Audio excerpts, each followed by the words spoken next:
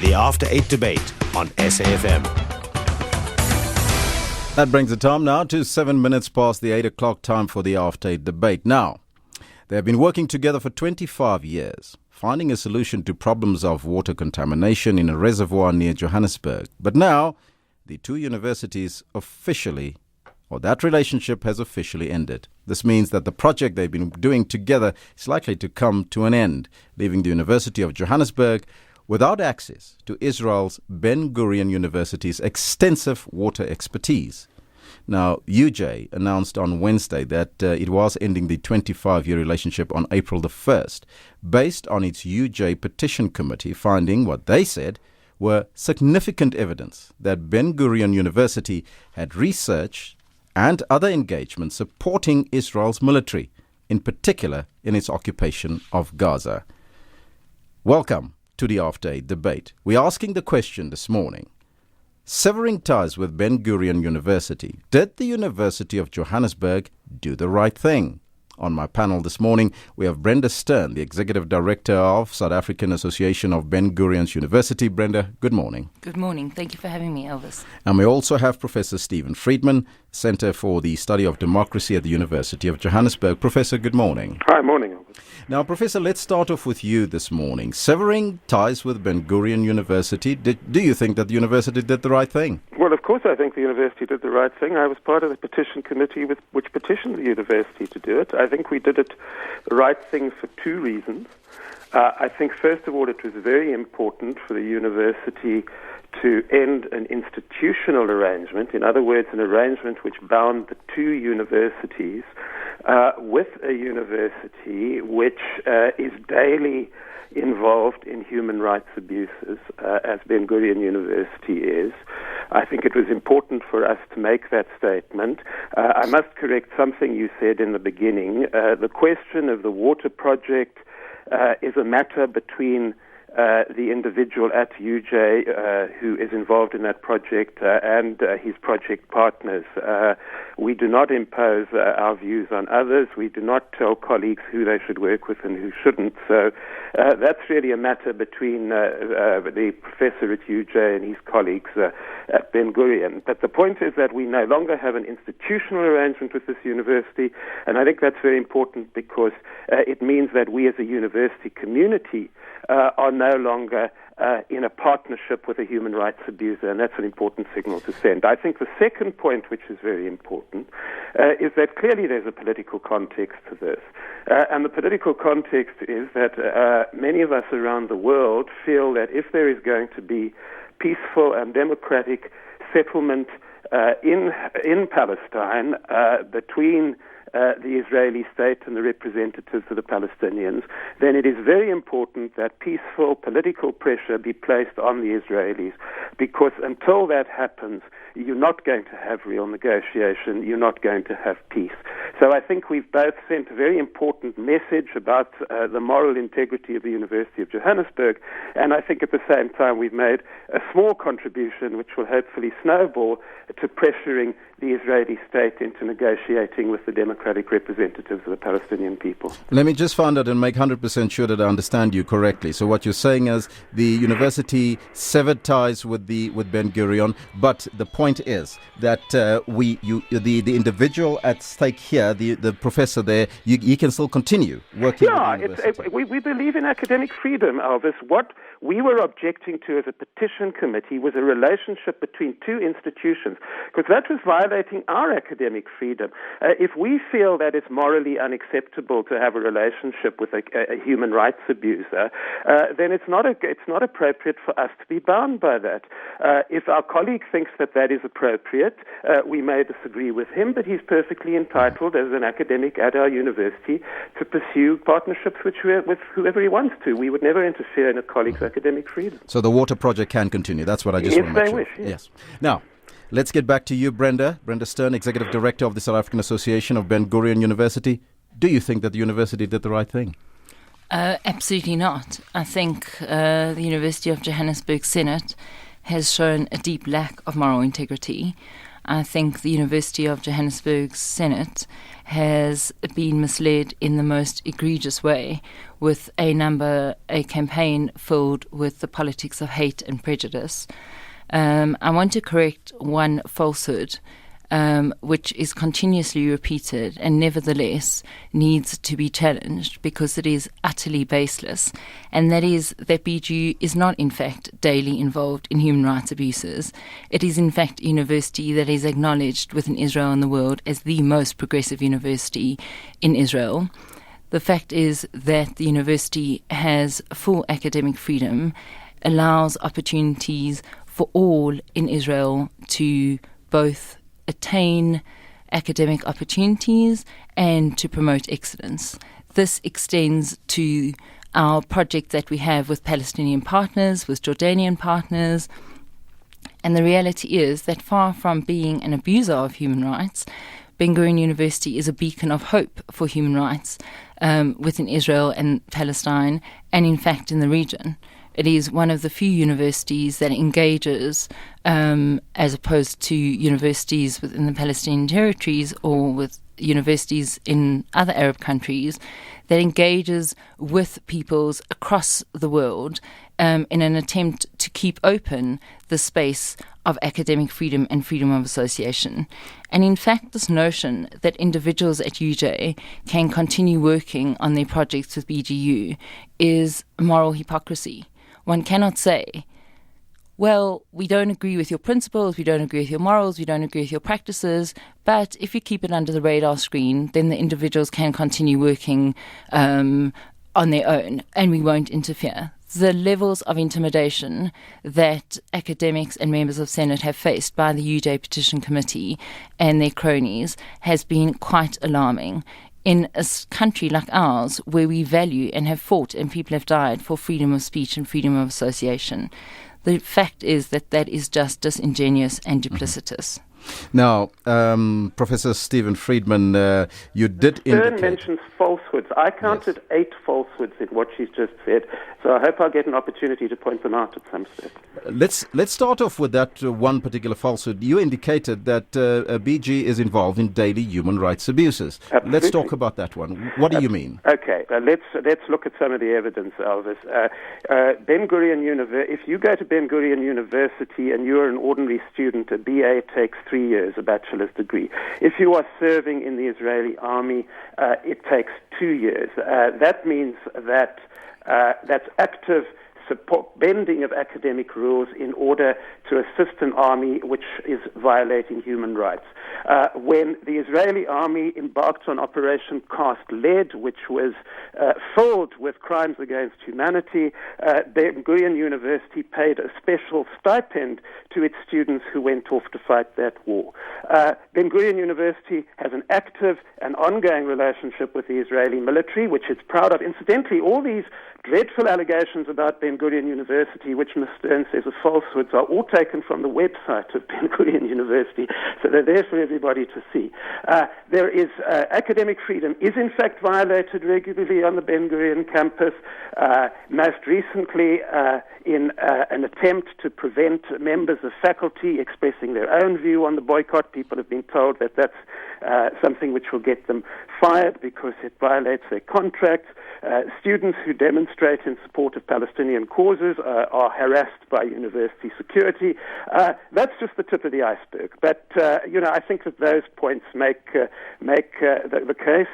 The question of intimidation at UJ, Ms. Stern should really stick to the facts and not make things up.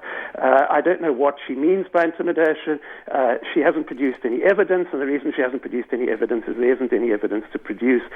Finally, this question of Palestinian universities not engaging is grotesque. Palestinian universities, Elvis, are subject to intense repression the whole time. There's no academic freedom for Palestinians in their universities, and this has been testified to by a variety of sources. So to suggest that people who are subject to daily harassment by the Israeli security forces should be blamed for not communicating with the outside world, I think is horrific. Brenda? If I may, it's really disturbing, quite frankly, because I have to say that, Professor Friedman is somebody who is respected as a commentator on South African politics, and in fact was until he blighted his academic record by supporting these gross distortions and falsehoods, was someone whom I also respected. The fact is that it is quite alarming that, if I may, Stephen, this is in fact a space for academic. This is a space. Professor, give Brenda a chance. Unlike Senate, this is a space for freedom of speech, and if you would retain a modicum of dignity and respect that and allow me to finish, I'd appreciate that. Thank you. Carry on, The Brenda. reality is that Israel is a militarized society, and I don't speak here as a representative of the Israeli government. I speak here as a representative of Ben-Gurion University. Israel is a militarized society by the very fact that from the day it was established by agreement between the nation's states, its neighbors declared war on it. The reality is that Israeli students and faculty have a legal obligation to comply with their military obligations. The fact is, it is their human right to receive an education. BGU supports the right of students to receive an education. We don't discriminate against our students whether they choose to comply with their legal obligation for military service either through conscientious objection, which many of them do, or whether they choose to comply with their legal obligation for military service by active service. The fact is, Israel is a sovereign state. It has a right to defend itself, and it has a duty to defend itself. In fact, while Senate members were sitting in the intellectual ivory tower at Senate, rockets were falling on BGU and students were receiving emergency orders on what to do in the event of a rocket. At the same time that Senate was making this great political statement, a bomb exploded in Jerusalem, killing someone and injuring 35 people critically. Those rockets came from Gaza. I just want to address one issue about intimidation. There is evidence of intimidation, and a number of members of Senate have given us evidence of intimidation of Senate members, whether it has been phone calls at 1 o'clock in the morning telling people how to vote, whether it has been a flurry of emails. One Senate member has said between 5 and 6 emails received an hour, whether it has been the students who have said in the emails that they're working with Professor Friedman and others who have called on people to vote in a certain way. The reality is that there is a plethora of evidence which shows a level of intimidation. Brenda, but I just want to, there's one very important point that I want to raise, which is a falsehood and which is and must be challenged. Neve Gordon is a professor at Ben-Gurion University. He called for a boycott, an academic boycott. Not only was he not fired, not only was he not censored, he was promoted. Okay. And in fact, let's just look at some of the issues. Students are not harassed on campus. We have the freest campus at BGU. One example of a student being followed by security, which provided no evidence. The fact is, there's a question of interpretation, there's a question of fact, and there's a question of falsehood. Let's stick to the facts and not the propaganda. Right. We're going to come back to that one. Let's get our first caller on the line. Sebastian from Cape Town, good morning. Yes, good morning to you. Just in commenting on this, I'd just like to give my background so that my independence can be assessed by anyone listening. Firstly, I've been heard on this radio station many times advancing causes which are in the general interests of the general population and human rights and the betterment of humanity. I've also been on the Ben-Gurion campus many times since 1977 onwards, last time in 2007. At all times, I've paid my own expenses to be there. I've never received a cent from Ben-Gurion University or the South African Associates of Ben-Gurion University, to which Brenda Stern belongs. So I claim to be completely independent, and I've spent much more time on this campus than Brenda Stern has, and certainly than Professor How do you know how much Friedman. time I spent on campus? Well, I know. Let's say I think I have a good estimation. What I'd like to say on the basis of this experience is that Professor Friedman is is coming forth, in my view, with absolute nonsense, untruths and falsehoods. There's no abuse of human rights. It's a great loss to South Africa that academic ties with an important university in Israel are being broken, and university that can offer help to South Africa in many, many spheres. It's a great pity that there's this attempt to boycott Israel from South Africa and deny South Africans the great expertise that Israel has. Israel was known throughout Africa as providing aid to developing African nations in the terms of agricultural expertise, where they have a great expertise in the terms of water preservation, the proper use and efficient utilization of water resources. Unfortunately, it was cut down by the weight of the Arab oil money after the Yom Kippur War, but there's a great pity and a great loss to South Africa, and it would be a great loss to South Africa if these attempts, which are coming from small but very vociferous minorities, continue to break down relations between the two countries. Thank you, Sebastian. And I'd just like to reinforce one thing that Brenda said. Every Jewish citizen in Israel has a military obligation because this country needs defense. Outside of the Palestinian context, you have large armies on its borders, which are fine as in Syria, when I last heard statistics, has 12 standing divisions to every Israeli one at any time. There's a military threat. Iran is behind Hezbollah and Hamas in Lebanon and in the Gaza Strip. They control those two governments, which are heavily supplied with rockets. Israel has a need for a military defense capability, and its citizens are involved in this.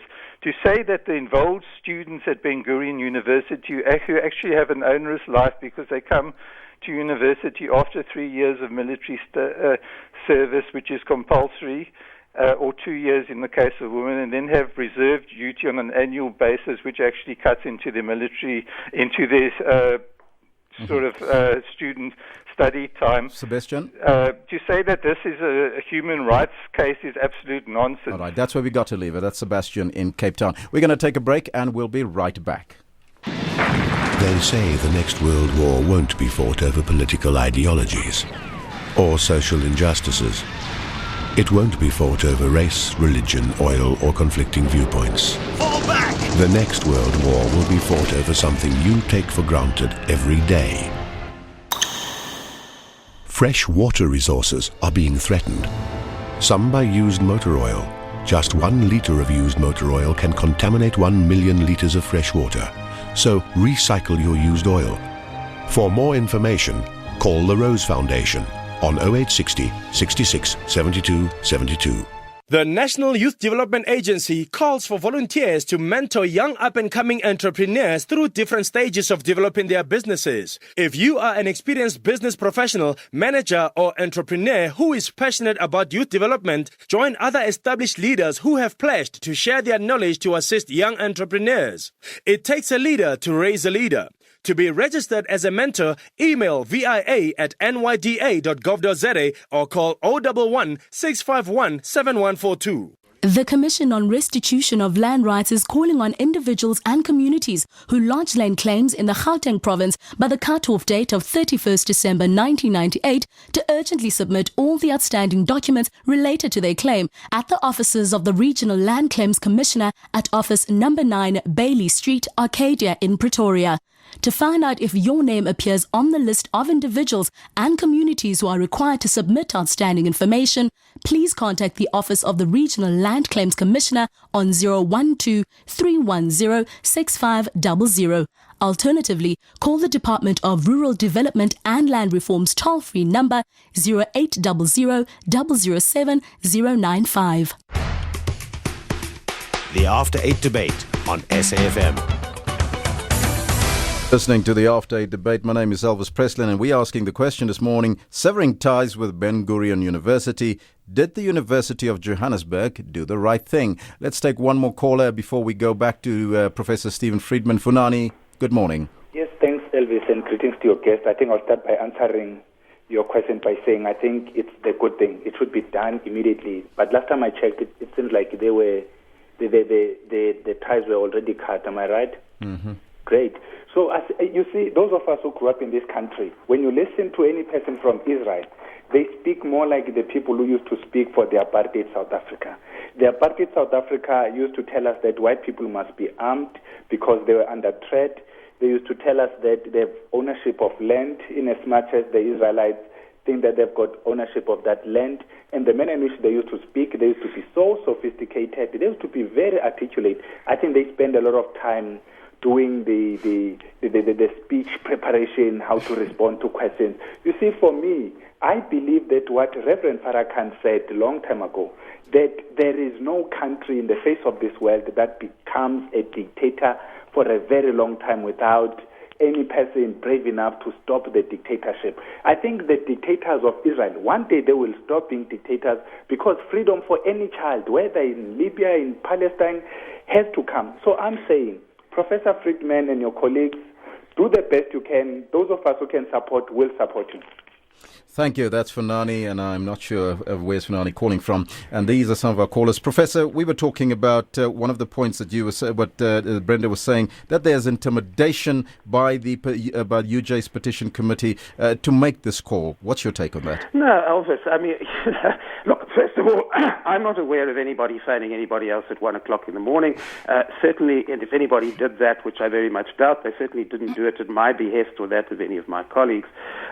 Where we get to a stage where sending people emails is considered intimidation, then we're really dealing with people who've lost touch with reality. Incidentally, I should add that at some stage during this protest, a couple of my academic colleagues at UJ sent me a message, and some of my colleagues, saying they were receiving emails urging them to support our cause, that they didn't wish to receive those emails any longer, and those emails were stopped straight away. We're entitled to campaign for our position. I mean, to suggest that sending people emails asking them to adopt a course of action is intimidation is, in fact, the sort of thing we would expect from people who are defending a bully trying to present itself as a perpetrator, because that's the reality in this interest. You're dealing with the fourth largest military in the world who, people like Sebastian phone in and say these are deeply beleaguered people. This is a bully, Elvis. This is a bully who is bullying the Palestinian people, and any attempt to stand up to that bully, like sending emails to colleagues at the University of Johannesburg, is denounced as intimidation, because what we're all supposed to do is sit by and smile while the bully carries on violating the human rights of Palestinian people. Brenda, just one thing that Professor also mentioned, you were shaking your head vehemently when he said that the military or military personnel gets to do their degree in 2 years instead of the normal 3. Okay, I mean, it really is unfortunate but reflective of the low level of academic debate that has characterized this campaign by Stephen and his cronies.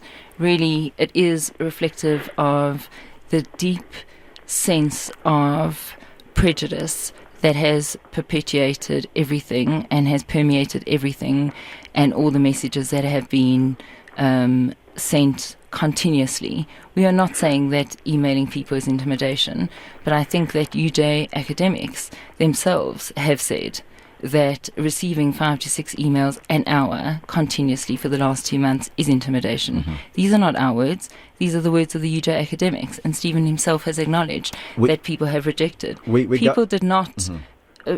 In terms of your question, do people get a break for serving in the military? I think one of the things that has characterized this campaign is a twisting of facts and just a disingenuousness. And you're going to continue just after the news headlines with that particular one. It's now 8:30. It's time for the news headlines with Utsile Sako. Thanks, Elvis. It appears the ANC may have to contest the upcoming local government elections against some dissatisfied members of their own. According to the City Press newspaper, the ANC dissidents are likely to stand as independent candidates in 4 provinces, setting a massive poser for the governing party.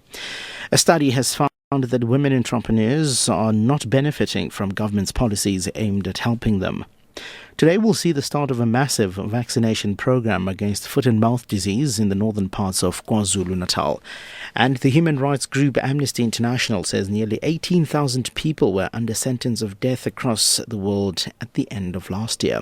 Details at 9 o'clock. Thank you, Tsile. It's now time to find out what's happening on the roads with Rob Byrne. Good morning, Rob. This traffic report is brought to you by the Road Accident Fund, providing cover, compensation and rehabilitation for all involved in road accidents in South Africa. Traffic on SAFM. Morning, everyone. It's been very busy again this morning on the run through the Ilanz interchange, whether you're on the N3 or the N12. You come through Ilanz, and just north of that interchange, there is the construction area. The N3 north out of Germiston's eased up quite nicely. It's a little bit slow, but it's certainly off its worst. But the big pressure is really on the N12, and the queue there extending back as far as the Reading interchange. A lot of traffic lights down this morning. Vidkoppen and Leslie is one in the Four Ways area. That's just been holding up traffic out of Four Ways towards Sunning Hill. The Linksfield Road lights on the N3 bridge, those lights down. The Bayers Nordia, as you come out of Rampart Ridge and try to link onto the N1 North, lights out there as well this morning. And Henrik Portkeeter at Jim Fouchier in Velfrin Park, lights also down there. If you're running through towards Pretoria, slow through the Brockfontein interchange up to John Foster Drive. There is a permanent lane closure on the N1 North, but you only really experienced a delay during peak hour conditions. And the Eupheus Roger Dyson Road at Voortrekker Road, lights are down there. Grafsfontein Road, where you go over the N1 highway, lights down there as well. Durban this morning, very slow on the N2 going northbound. If you're approaching the M41, the Mount Edgecombe off-ramp traffic just starting to back up about halfway between North Coast Road and the M41 exit. And an earlier collision on the M4, the Ruthfirst Highway. The accident was northbound up by the Broadway exit, but the southbound traffic coming out of Umhlanga Rock still being held up there. Cape Town busy on the highways this morning.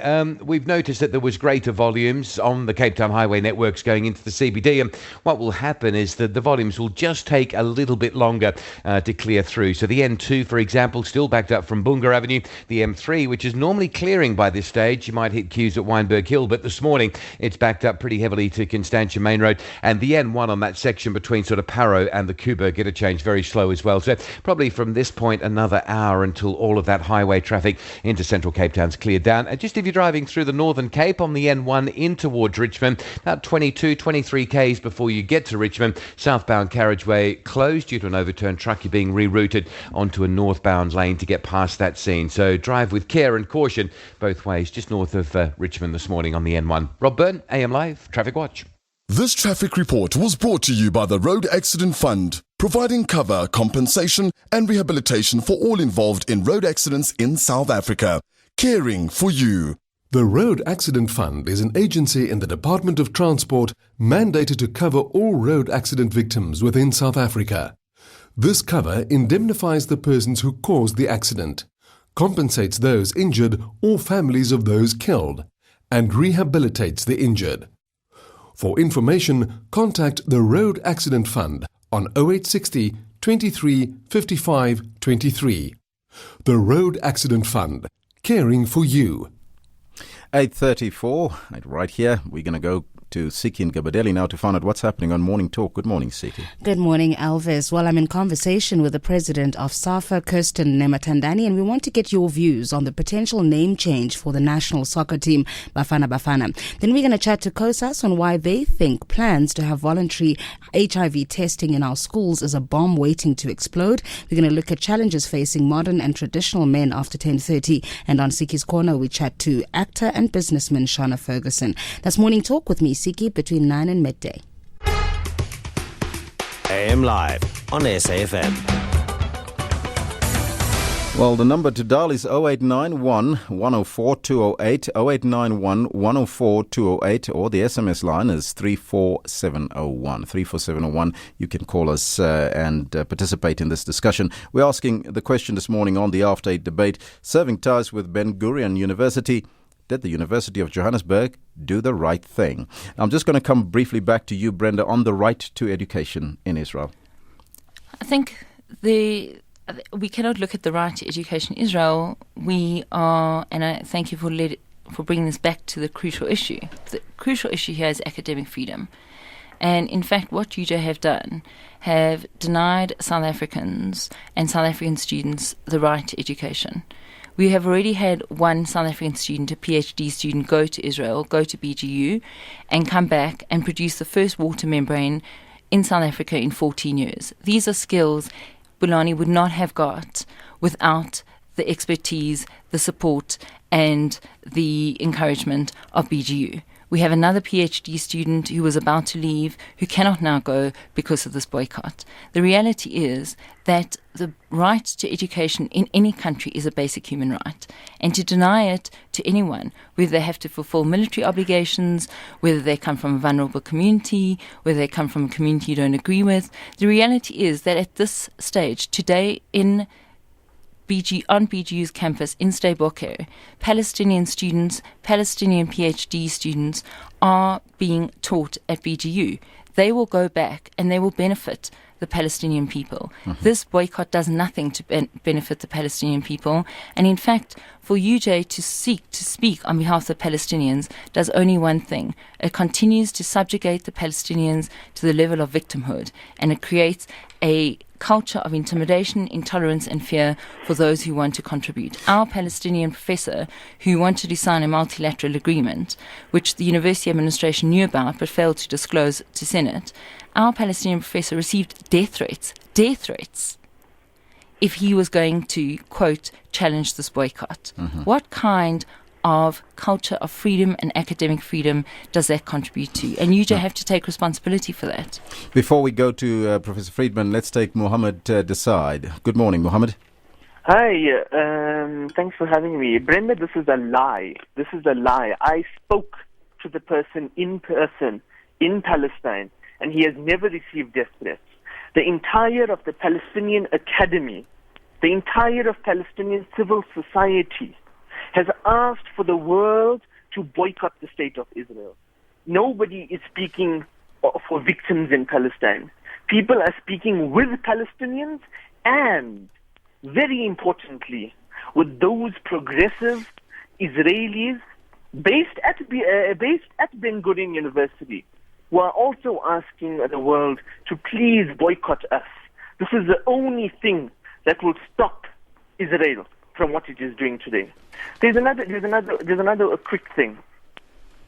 At the end of the day, regardless of what emails are going around, of what petition, at the end of the day, the University of Johannesburg's Senate, by a 2/3 majority, voted to end links with the State of Israel. Furthermore, the University of Johannesburg's Student Representative Council, representing students, the University of Johannesburg's union, NIHAWU, all supported the ending of links with the State of Israel. It is only the Friends of BGU, which is a funding organization, that is upset about this. Supporting Ben-Gurion University, who in turn supports the State of Israel and its military, is not like supporting any other military in the world.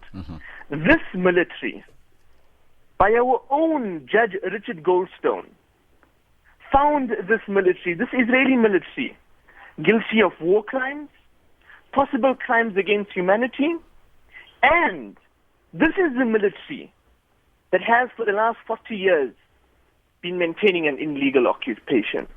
So we're not talking about any military here. We're talking about a military that continuously erodes the human rights abuses. That's where we got to leave it, Mohammed. Let's go to Rose in Durban. Rose, good morning.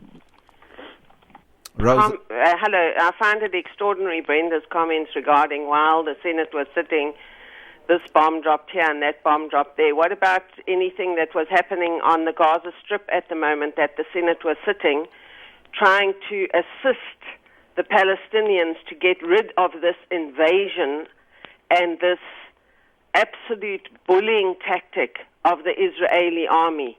I actually found it incredible that she would resort to such things as speaking about people being threatened in any organization, including the Israeli army.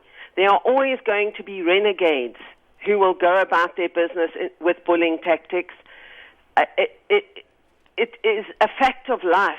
Stephen Friedman cannot be held responsible for every single student, every single person, every single academic, every single whatever who might have embarked on some kind of bullying tactic. It's absolutely ridiculous to even bring that up when we're talking about an occupation by one country or one a group of people over another group of people, denying them absolute basic human rights and killing them with impunity. It's absolutely absurd that we would get down to how many emails were sent in an hour and what was happening to Israeli people while the Senate was sitting. What about what's happening to Palestinian people on a daily and hourly basis? Rose, that's where we got to leave it. Claudia Browdy, good morning. Claudia, can you hear me? Claudia, are you there? Well, let's go back to you, Brenda. You were shaking your head vehemently when she was discussing that particular issue. I mean, it's unfortunate that Rose seems to have fallen into the trap that so many people have fallen into, which is that Israeli lives don't matter. Mm-hmm. But I really want to get back to the issue here. UJ has been used as a proxy for a court of inquisition against Israel. BGU does not represent the government of Israel. Ben-Gurion University is a university. It is a crucible of free speech and of academic freedom. Is it independent? It is extremely independent. In fact, if you see how our students debate and protest on campus, we are, without doubt, the most, if you like, left-wing campus in Israel. The reality is that the people who are on trial here are Israel, but BGU has been used as a proxy. People need to understand this is not about Israel. This is an issue of academic freedom, and if people want to put Israel on trial, they should find the appropriate forum. A university senate and a university campus is not the appropriate forum. South Africans have lost out here because people's obsession with Israel and the fact that they cannot apply their so-called morality in any kind of even-handed way. Now, Professor Brenda did indicate that South Africans have lost out here, but let's go back to the UJ Petition Commission that says the University Senate found significant evidence that BGU had research and other engagement supporting Israel's military, in particular in its occupation of Gaza. Just expand on that a little. Yeah, Elvis, if you go on to the website of Ben-Gurion University, you will see that the research relationship between Ben-Gurion University and the Israeli military is ongoing. I mean, just to give you one example, Ben-Gurion University, they lost the bid, but they competed with the Hebrew University of Jerusalem to set up a school of military medicine. And now, most doctors agree that, there's no such thing as military medicine. If you're worried about the wounds that your own soldiers might endure, that's ordinary medicine. Military medicine around the world is associated with gross human rights abuses. It's what occupying militaries use in order to continue their occupation of a subject people. Anybody who doubts what we're saying can have a look at the dossier we produced. They can have a look, go onto the Ben-Gurion website themselves and have a look at all the boasts there about the military cooperation. Let me say a couple of other things because I'm on the phone, so you can't see me shaking my head. This bit about us speaking, the amount of falsehoods which are put into the debate in order to defend the Israeli position is quite astonishing. This idea that we're speaking for the Palestinian people, the procedure which was adopted so that listeners are aware of this is that the Senate took a resolution that the university would test the opinion of our Palestinian colleagues on this issue. A delegation of the university went to Palestine, spoke to Palestinian colleagues. There was not a single voice raised against what we planned, or against severing the ties. There was not a single voice raised in the whole Palestinian Academy for continuing the relationship. We're not the one who's imposing on the Palestinians. We're actually listening to the Palestinians. And if a government which Ms. Sern is so keen to support bothered to listen to the Palestinians and take them seriously and negotiate with them, then that militarized society she's talking about would cease to be militarized because you'd actually have peace and democracy, which is what those of us involved in this movement are trying to create. Let's take Claudia Browdy again. Let's see if she's back in the line. Good morning, Claudia. Hi, yes, I am back. I don't know, we got cut off. Thank you for taking me back on. I'm really interested in the discussion. I know Professor Friedman well, and there was a time, I have to say, if I may call him Stephen, because that's how I know him, there was a time when I really admired his critical, independent voice inside the Jewish community. But I have to say that ended for me personally when I heard him at a meeting of the South African Jewish left defending suicide bombing as a legitimate form of political protest. Elvis, that is a lie. I will not allow lies. I have never defended suicide bombing. Every single political action I've taken has been designed to prevent suicide bombing. And the problem with the other side is they continue to fight this through lies. Ms. Brody is lying, and your readers need to know, your listeners need to know that. It is an absolute fact. Can I carry on? Just carry on briefly, Claudia. Thank you. I personally heard Stephen Friedman defending... That is a lie, Claudia, and you know it's a lie. Stephen, I'm glad that you don't agree with your own position Claudia, anymore. can we get the next point, please? Yes. Because when Stephen starts off today's discussion stating that this was not only a campaign against individual relationships with an individual university, but that it had a political context. And I'm going to quote what he said because I made a note of it.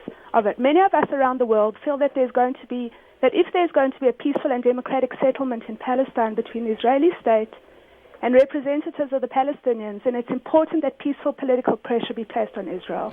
Fine, fair enough. So I want to know from... suicide bombing? So your question My then, question is, yes. he's already answered half of it.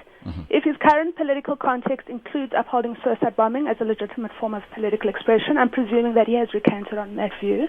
I've never supported suicide bombing. The quote that she's read sounds like something I might have said. It's not supporting suicide bombing. It's supporting peaceful the protest. quote I just read is something you said at the beginning of this radio. Claudia, let's get the professor to respond. No, but he's already answered that. The question that I want to know is if the political settlement here and the people he's referring to are working for, and this is just a question Stephen can tell us, is if he's working for a one-state solution rather than the two states with secure borders for both Jews and Palestinians. All right, thank you, Claudia. Let's take Tobile in Benoni. Tobile, good morning. Good morning to you. It's supposed to be a debate, but it's in danger of deteriorating right now. One of the interesting things is that for a person who represents a university, the lady who was talking there, her remarks here singularly lack academic persuasion and are more characterized by extreme aggression and probably disregard for the professor. I've heard words like Stephen and his cronies and stuff like that. Such aggression we've seen only in official Israeli government spokesperson. It's incredible. But I'm sure that Professor Friedman might know that having taken the position he's taken, he's probably a marked person. The wrath that's visited on him, as I see in this program, was incurred by Judge Goldstone when he said a little truth in his findings. And he got a lot of wrath coming on him. So, Professor Friedman, you're in good company. Thank you. That is Tobile in Johannesburg. Eunice in Johannesburg as well. Hi, good morning. Just a few points. First of all, I think during the apartheid era, we had a situation in this country where the liberation movements and civil society asked the world to impose an economic, social, and political boycott of the apartheid regime. So I believe a similar thing is happening in Israel. The second thing is I don't think Brenda should misconstrue, for example, what Rose said. What Rose said is that Palestinian lives mean, less to her. And now, the fact is she's talking of bombings. Just last week, before the bus bombing, there was a bomb in Gaza. For example, a whole family was wiped out, including 3 children. In response to 50 rockets that had fallen on Sderot. Sorry? And while every single death is absolutely lamentable, let's just understand why there was a bombing in Gaza, because 50 rockets had already fallen on Sderot. Well, the fact is, what is at stake here is not the Israeli, and it's lamentable. What is at stake is not the Israeli... Okay. Just hang on, Brenda. Let Eunice finish. My point is, we have a situation in Israel where the current UJ and Ben-Gurion University, it's a water cooperation treaty, if I may call it. We have a situation there in Israel where water is a precious commodity. And in Israel, you have water which is denied to the Palestinian villages there, taken and given to illegal Israeli settlements, and it's diverted there. And I'd like Brenda to comment on that. Is that a just way of doing things there? Okay, thank you for asking me to comment on that. Can I just clarify something? The fact is that Amnesty International published a report which has been roundly and completely discredited. The fact is that the Israeli Water Authority, Mahorot, is rebuilding the Palestinian water infrastructure. The fact is that the Israelis are providing more water to the Palestinians now than they ever had. There is more water security for Palestinians than there is water security in Syria or Lebanon or Iran at this stage.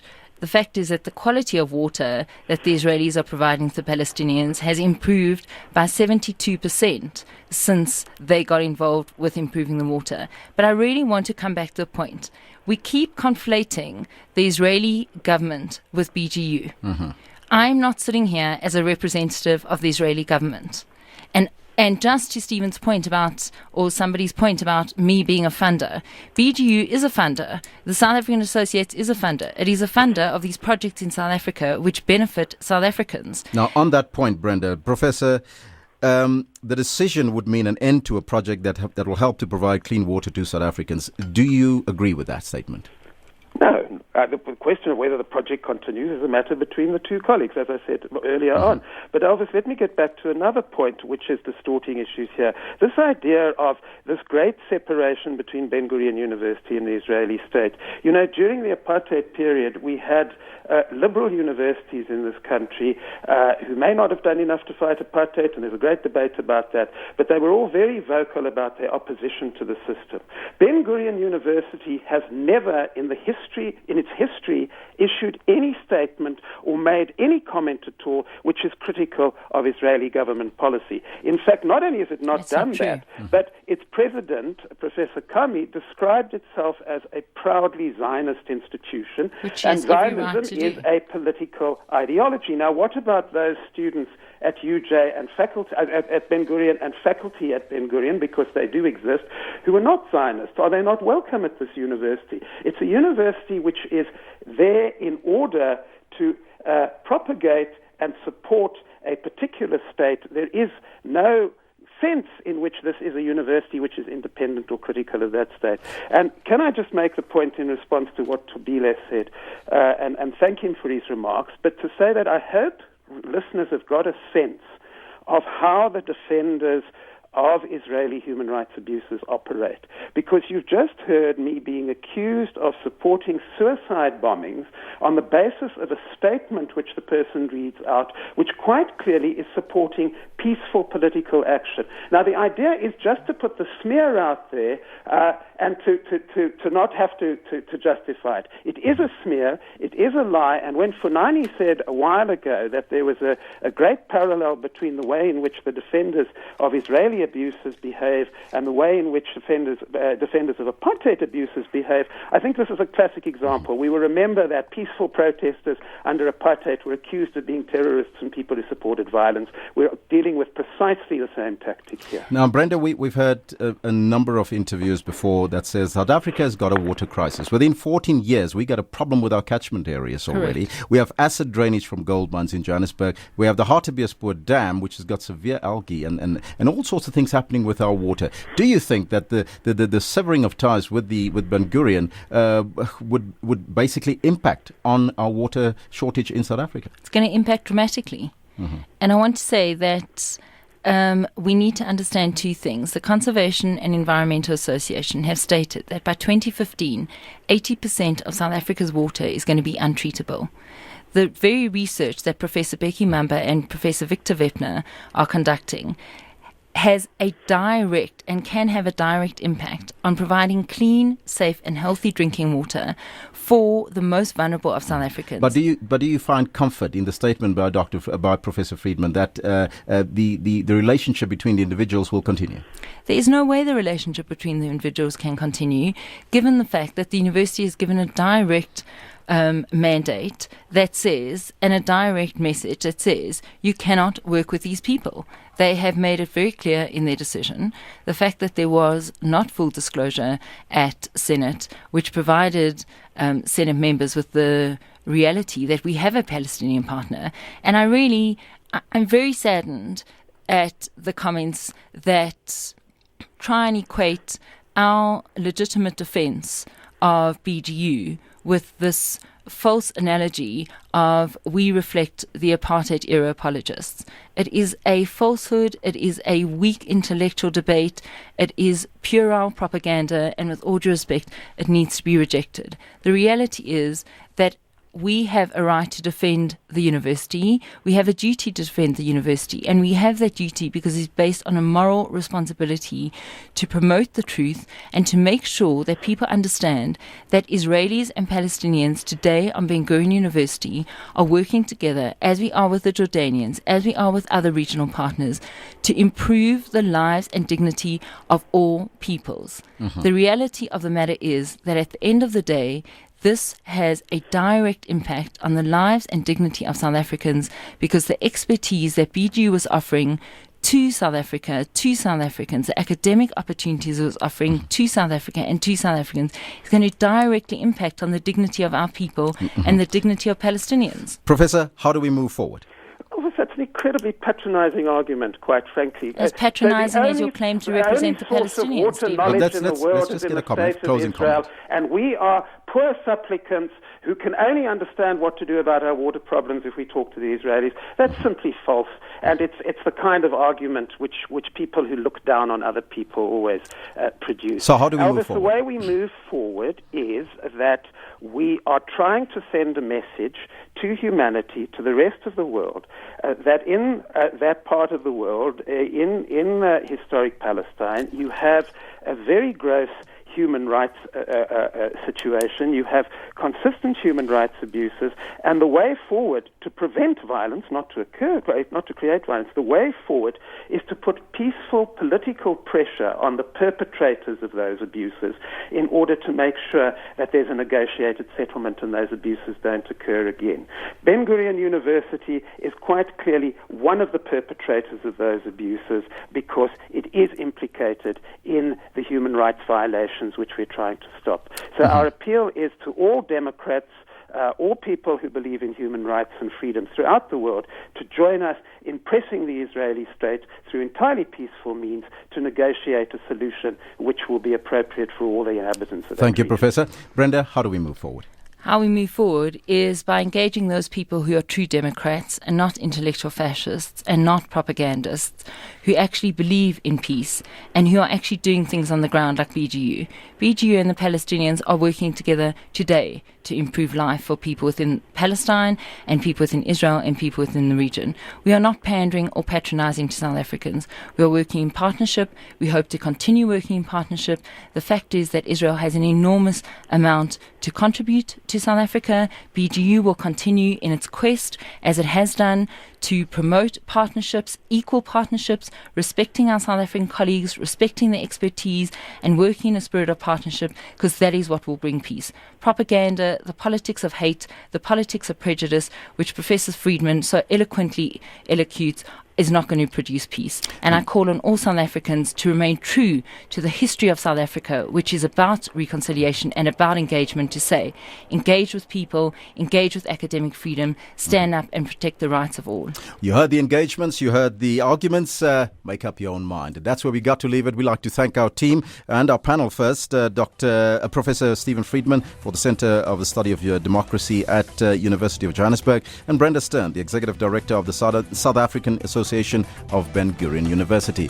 My team this morning: Jake Makoma, Tabisa Terema, Sibongile Tlapo, Mbulelo Makubu, Tizwangen Namanashe, Ntlakanipo Zulu, Lebo Manana, and Lungile Mabaso. Thank you so much for joining us. We'll be back tomorrow morning, bright and early. My name is Elvis Preslin. Have yourself a good Monday. Bye-bye.